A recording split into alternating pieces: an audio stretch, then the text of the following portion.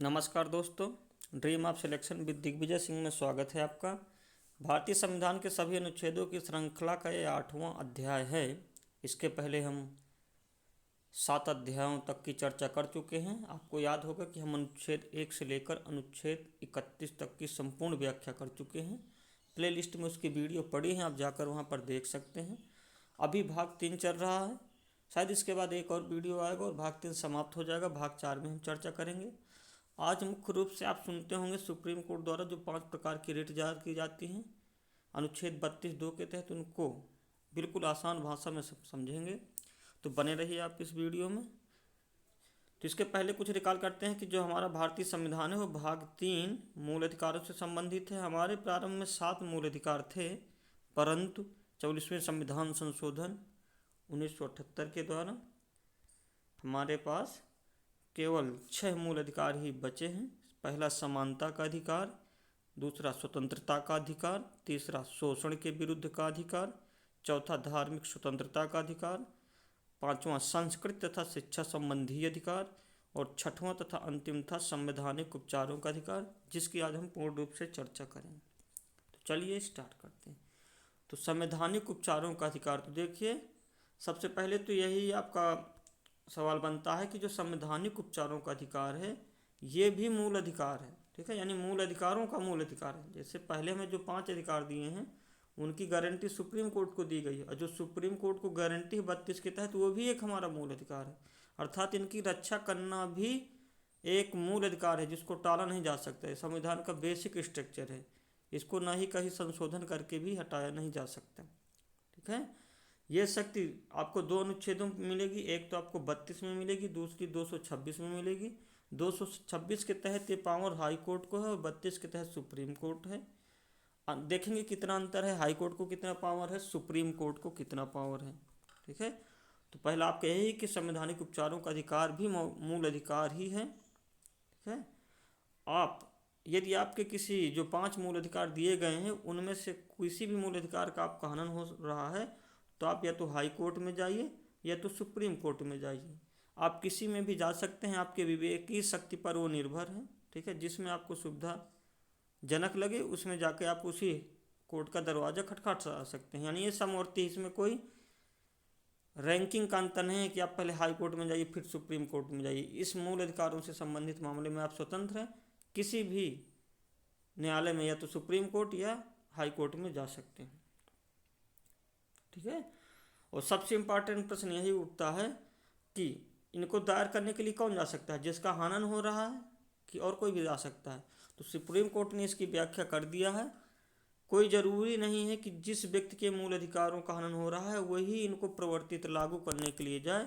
उसका कोई भी रिश्तेदार या कोई भी ऐसा व्यक्ति जो लोकहित वादों से संबंधित रुचि रखता है वो जाकर उस व्यक्ति के मूल अधिकारों को लागू करा सकता है। तो ध्यान रखिए, मूल अधिकारों को लागू कराने के लिए स्वयं या किसी अन्य व्यक्ति द्वारा भी उसकी रिट दायर की जा सकती है, ठीक है।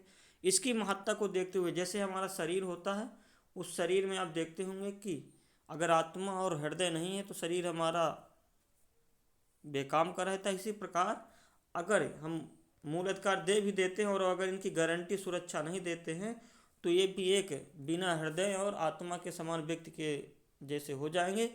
इसलिए बाबा साहब अम्बेडकर जी ने संवैधानिक उपचारों के अधिकार की महत्ता को देखते हुए इनको संविधान की आत्मा एवं हृदय कहा था। तो ध्यान रखिए, बाबा साहब अम्बेडकर के अनुसार संविधान की आत्मा एवं हृदय अनुच्छेद 32 को कहा जाता है। देखिए, अब हमेशा जो गलती अधिकतर होती है सबको यही रहता है कि जो सबके अंदर यही ये बना रहता है कि जो सुप्रीम कोर्ट रिट जारी करती है अनुच्छेद 32 के तहत जारी करती है। लेकिन ध्यान रखिए 32 के 4 भाग हैं, 1 32 का, 2 3 4। ध्यान रखिए कहीं कहीं अगर क्वेश्चन को थोड़ा कॉम्प्लिकेटेड बनाना होता है तो उसमें दे देता है कि सुप्रीम कोर्ट में जो रिट दायर करती है वो किस अनुच्छेद के तहत दायर करती है, 32(1), 32(2), 32(3), 32(4। तो इसमें हमारे आते हुए प्रश्न भी गलत होने की संभावना ज़्यादा बढ़ जाती है। इसलिए हम बताएंगे अभी कि इन चारों में क्या क्या लिखा है, 32(1) में क्या है, 32(2) में क्या है, 3 में क्या है, 4 में क्या है। तो आइए देखते हैं। तो जो आपका 32(1) है, 32 का 1, ये आपको शक्ति देता है कि यदि आपके मौलिक अधिकारों का हनन हो रहा है तो आप हाई कोर्ट में या सुप्रीम कोर्ट में जा सकते हैं। तो ये पावर आपको 32(1) देता है कि आपके मूल अधिकारों को अगर प्रवर्तित कराना है, लागू कराना है, तो आप उच्चतम न्यायालय में अपना आवेदन कर सकते हैं, आपका अधिकार है। इसके बाद 32(2) को देखते हैं। तो जो 32(2) है वो उच्चतम न्यायालय को शक्ति देता है कि जो व्यक्ति आपको मूल अधिकारों को प्रवर्तित कराने के लिए आपके पास आया है, आप उसको लागू कराइए, चाहे आदेश देके या निर्देश देके या रिट जारी करके। तो ध्यान रखिए, सुप्रीम कोर्ट जो रिट जारी करती है वो 32(2) के तहत दायर करती है। ध्यान रखिए, 32(1) के तहत हम आवेदन करते हैं सुप्रीम कोर्ट को, 32(2) के तहत अगर वो लागू कराने योग्य हैं तो रिट दायर करके सुप्रीम कोर्ट लागू कराती है। तीसरा देख लेते हैं। तो तीसरा ये है खंड यानी 32(3) कि संसद को, हमारे जो भारत की संसद है उसको ये पावर दी गई है कि अगर वो उच्चतम न्यायालय और उच्च न्यायालय को छोड़ के किसी अन्य न्यायालय को भी रिट जारी करने की शक्ति देना चाहे तो वो दे सकता है।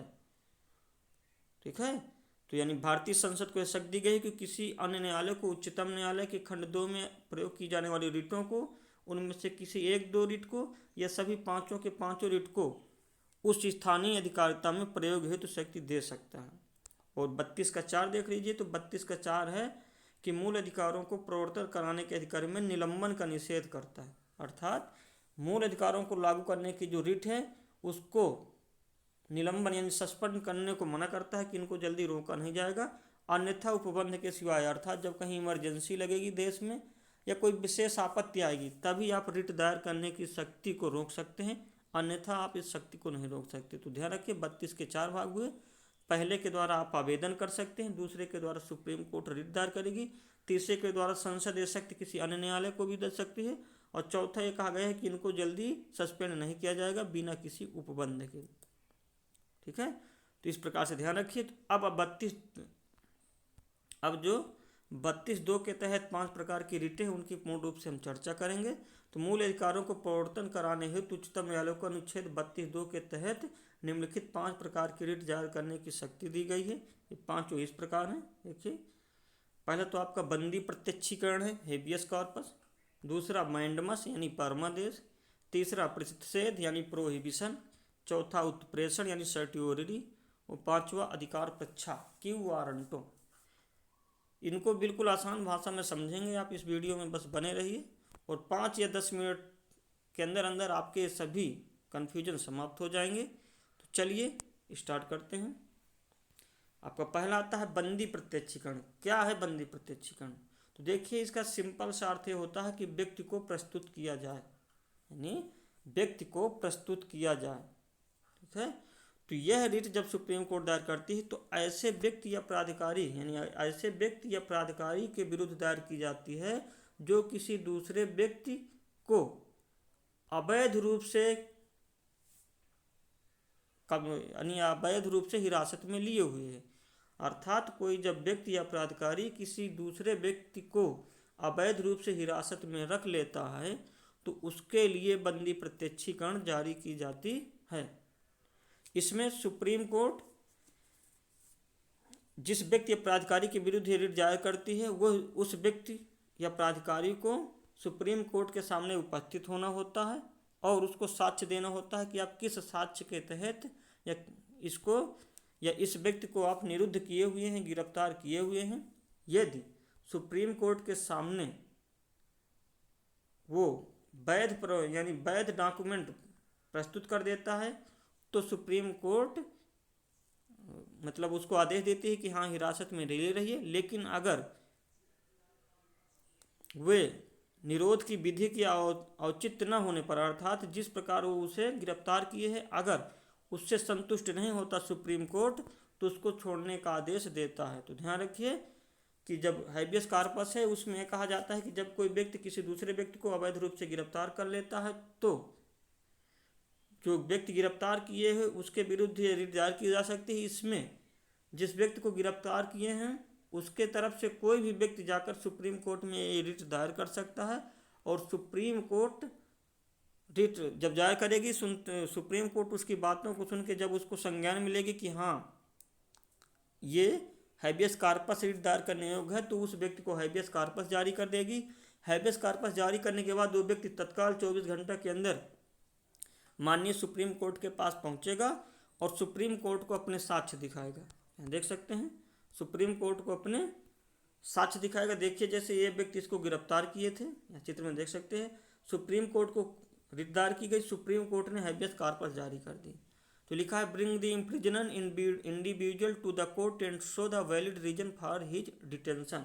सुप्रीम कोर्ट इससे पूछता है कि आप इस व्यक्ति को गिरफ्तार किए हुए हैं, इसके गिरफ्तारी का वैध डॉक्यूमेंट दीजिए। ये व्यक्ति ये देखो डॉक्यूमेंट दिखा रहा है, अगर ये वैध होता है तो कोई बात नहीं, लेकिन अगर अवैध है तो सुप्रीम कोर्ट तुरंत इसको छोड़ने का आदेश देता है।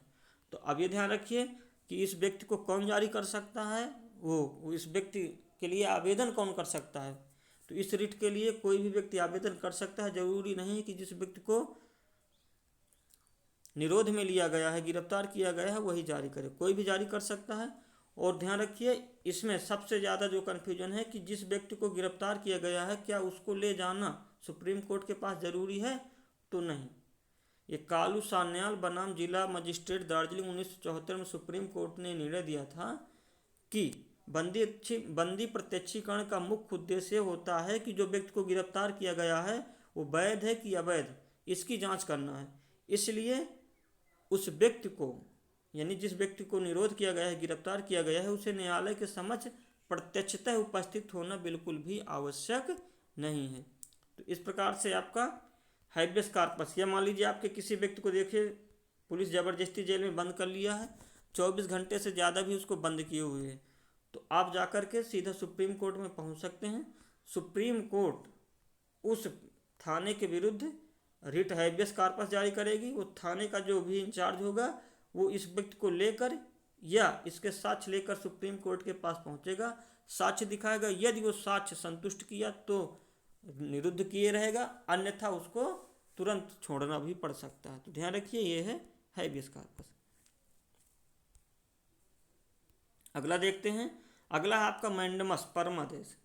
देखिए मैंडमस, इसका आदेश मतलब सीधा सा अर्थ है कि हम आदेश देते हैं। मैंडमस का अर्थ है हम आदेश देते हैं। तो कब दिया जाता है, तो जब कोई व्यक्ति या कोई लोक प्राधिकारी होता है या कोई अधीनस्थ न्यायालय होता है या सरकार है या कोई कॉरपोरेशन निगम है, उसको जो कार्य दिए गए हैं उन कार्यों का निर्वहन नहीं कर रहा या उन कार्यों का अवैध रूप से निर्वहन कर रहा है, तब सुप्रीम कोर्ट मैंडमस जारी कर देता है।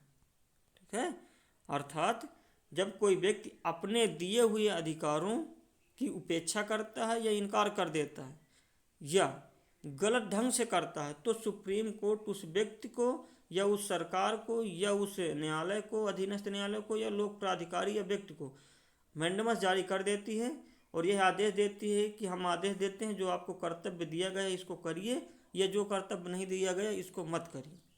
ठीक है, इसको एक उदाहरण से समझते हैं। मान लीजिए आपका पड़ोसी आपको चोटिल कर देता है, आप थाने में गए, थाने में रिपोर्ट दर्ज करा रहे हैं FIR, लेकिन वो थानेदार नहीं कर रहा है, तो आप सीधा सुप्रीम कोर्ट जा सकते हैं। सुप्रीम कोर्ट के सामने जब पहुंचेंगे तो सुप्रीम कोर्ट उस थाने के विरुद्ध मैंडमस जारी करेगा। मैंडमस जारी करने के बाद सुप्रीम कोर्ट देखो इससे पूछेगा कि आप इसकी कंप्लेन क्यों नहीं दर्ज कर रहे हैं।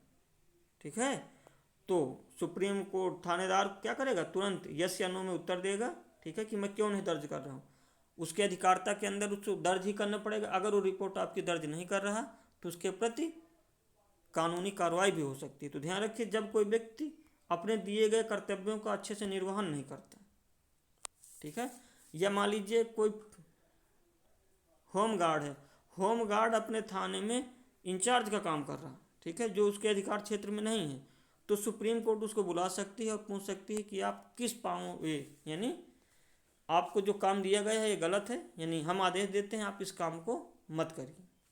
ठीक है, तो मैंडमस कब जारी किया जाता है, तो मैंडमस ध्यान रखिए किस उसके यानी विधिक या संवैधानिक कर्तव्यों को करने या न करने का आदेश देने के लिए जारी किया जाता है। अब अगला आता है आपका प्रोहिबिशन यानी प्रतिषेध। ठीक है, तो इसको देखो, इसका शाब्दिक अर्थ होता है हम मना करते हैं। प्रतिषेध का मतलब होता है हम मना करते हैं। यह रिट अपर कोर्ट द्वारा सिर्फ लोअर कोर्ट को दी जाती है। ध्यान रखिए, जो मैंडमस है वो किसी निजी व्यक्ति, राष्ट्रपति ध्यान रखें कि जो सरकारी व्यक्ति हैं या अधीनस्थ न्यायालय हैं उनके प्रति ही मैंडेमस जारी कर सकते हैं। आप इनको ध्यान रखिए, कोई अगर निजी व्यक्ति है या कोई संविदा में रखा गया व्यक्ति है, ठीक है, उनको आप ये मैंडेमस जारी नहीं कर सकते हैं। जबकि जो प्रोहिबिशन है वो जो सिर्फ कहता हम मना करते हैं, ये सिर्फ अपर कोर्ट द्वारा लोअर कोर्ट को जारी किया जाता है। ये अन्य किसी प्राधिकारी को या सरकार को नहीं जारी किया जाता, ये सिर्फ अपर कोर्ट द्वारा लोअर कोर्ट को जारी किया जाता है। इसमें सुप्रीम कोर्ट या अपर कोर्ट कहता है लोअर कोर्ट को कि आप ऐसी अधिकारिता का प्रयोग मत करिए जो आपको नहीं दिए गए। अर्थात जब लोअर कोर्ट कुछ ऐसे कार्य कर देता है जो उसको अधिकार क्षेत्र में नहीं है, तो उसमें सुप्रीम कोर्ट या अपर कोर्ट मना करता है कि आप इस कार्य को मत करिए। ठीक है, यह रिट सिर्फ उस स्थिति में जारी की जाती है जब कोई केस लंबित हो। अगर केस चल रहा है तभी प्रोहिबिशन जारी की जाती है और उस कोर्ट को बताया जाता है कि आप इस कार्य को मत करिए, आपके कार्य क्षेत्र के अंतर्गत नहीं है। ठीक है, यह रिट सिर्फ न्यायिक या अर्धन्यायिक नीतियों के विरुद्ध ही जारी की जा सकती है। किसी कार्यपालिका, विधायी, प्राइवेट व्यक्ति या संघ के विरुद्ध आप ये रिट नहीं जारी कर सकते। यानी अपर हाउस द्वारा यानी अपर कोर्ट द्वारा सिर्फ लोअर कोर्ट को जारी की जाएगी, अन्य किसी को नहीं। ठीक है, जैसे मान लीजिए ये एक जो माइनर है यानी अवयस्क बच्ची से व्यक्ति देखिए शादी कर रहा है और मान लीजिए कोर्ट में केस चल रहा है। सुप्रीम कोर्ट को ऐसा लग रहा है कि इसमें हाई कोर्ट या जो लोअर कोर्ट है वो गलत निर्णय दे सकता है और ये केस अभी चल ही रहा है, तो इसको मना कर देता है कि आप इस केस को मेरे पास, या मान लीजिए अवयस्क व्यक्ति से शादी करने के संबंध में कोई निश्चित प्रावधान नहीं है और सुप्रीम कोर्ट को ये लग रहा है कि इसमें निर्णय गलत हो सकता है, तो सुप्रीम कोर्ट मना कर देता है केस को चलते ही समय कि आप इस काम को मत करिए, आपके अधिकार क्षेत्र में ये नहीं है। या मान लीजिए पंजाब का केस है और राजस्थान हाई कोर्ट इसकी सुनवाई कर रहा है, तब भी सुप्रीम कोर्ट मना कर सकता है कि आपके अधिकारिता के अंतर्गत ये नहीं है, आप इसको या तो पंजाब हाई कोर्ट यानी चंडीगढ़ हाई कोर्ट या तो हमारे सुप्रीम कोर्ट के पास भेजिए। तो ध्यान रखिए कि प्रोहिबिशन रिट तब जारी की जाती है जब कोई केस लंबित होता है। ये सिर्फ लोअर कोर्ट को जारी की जाती है अपर कोर्ट द्वारा, और इसमें यह कहा जाता है कि आपको जो कार्य दिया गया है ये आपके अधिकार क्षेत्र में नहीं। ठीक है, अगला देखिए, अगला है सर्टियोररी उत्प्रेषण। इसका अर्थ होता है पूर्णतया सूचित कीजिए। तो ये कब जारी किया जाता है, तो ध्यान रखिए ये भी सिर्फ अपर कोर्ट द्वारा लोअर कोर्ट को जारी किया जाता है।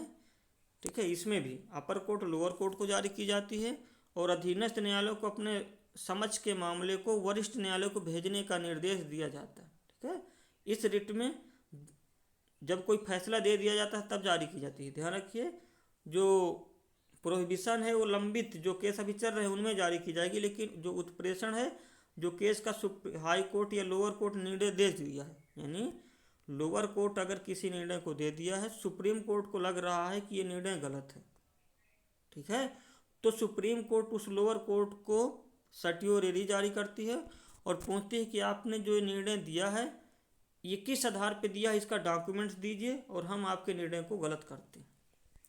ठीक, सर्टियोररी में जब कोई गलत निर्णय दे देती है लोअर कोर्ट और अपर कोर्ट को लगता है कि ये निर्णय गलत है, तो लोअर कोर्ट को ये सर्टियोररी रिट दायर करेगी और पूछेगी कि आप पूर्णतः सूचित करिए हमें कि आपने जो ये निर्णय दिया है किन साक्ष्यों के आधार पर दिया है, वो साक्ष्य दीजिए, साथ में अभी आपका ये जो निर्णय है ये आपको रद्द किया जाता है।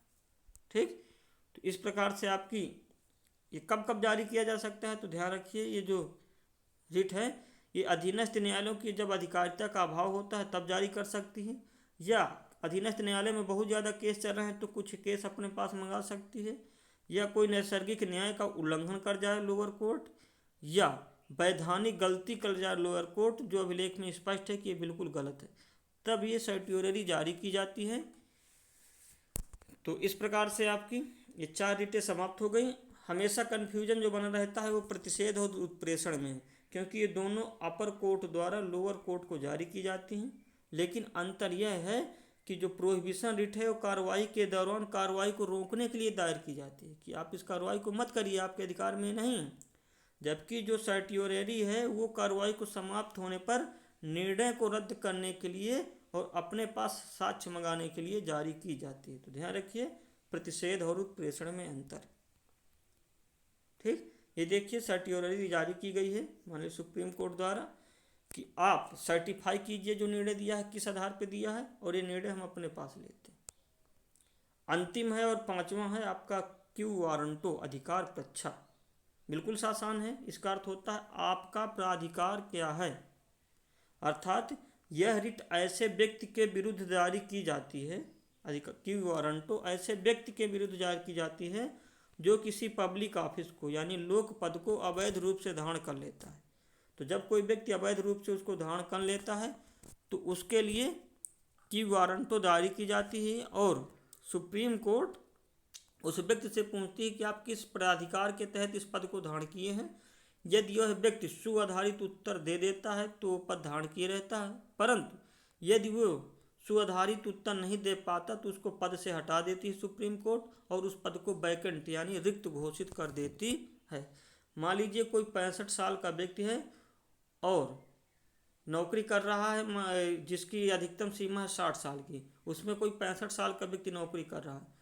सुप्रीम कोर्ट को ये पता चल गया कि ये व्यक्ति 65 साल का है और 60 साल अधिकतम उम्र की नौकरी बांटने वाली में नौकरी कर रहा, तो सुप्रीम कोर्ट उस व्यक्ति को क्या जारी करेगी, क्यू वारंटो।